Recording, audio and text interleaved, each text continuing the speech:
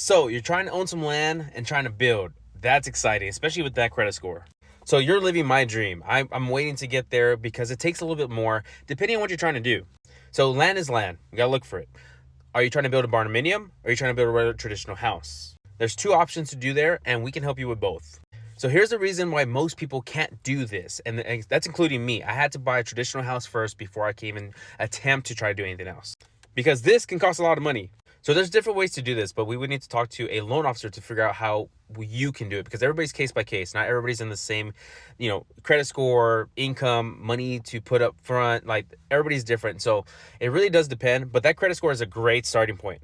One of the biggest things when it comes to doing, like, let's just say you're wanting to buy land and build from the ground up, a lot of reasons a lot of people can't do it is because they can't lock in your interest rate.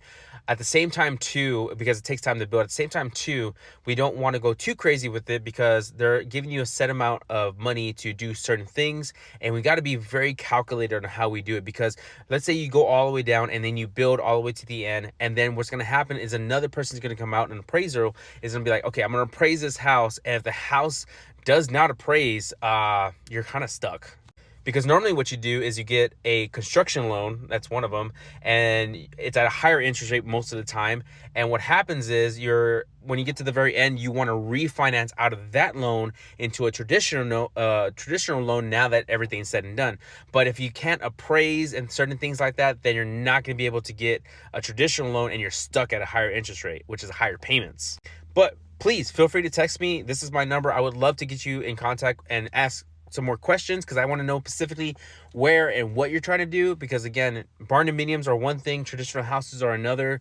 I personally would go to the barndominium. I've talked to several custom builders of barndominiums, and I'm super interested. If you guys have never been on barndominium TikTok, it's amazing. I think for like a 3,000 square foot house, it's like 250, 300, depending on all the bells and whistles you put inside. Again, I don't do a lot of TikToks about it because not everybody can do that. Honestly, it's very limited on how many people can do this. But go look at barndominiums. They're freaking sick.